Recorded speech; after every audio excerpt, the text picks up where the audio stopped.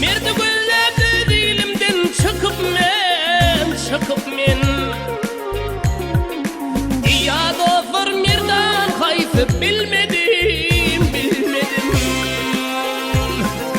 Gurbuttan ayrılığlaya çöküp men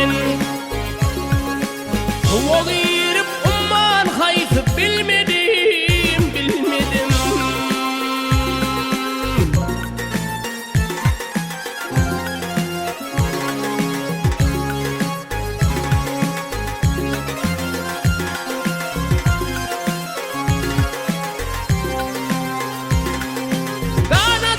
Uçup men garçgay kuş bolup Vah inni bigadırım gara daş olayım Kitap açıp ança dine duş bolup Aslam hayfi Kur'an hayfi bilmedim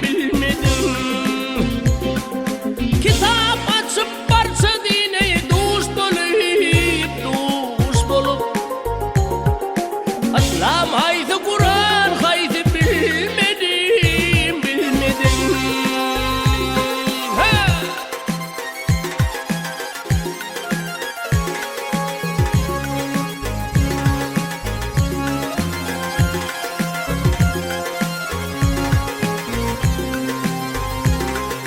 Bakılım pelekten okum atışı Hayatına düştüm yaka tutuşu Her çağı bir mehrava tataşı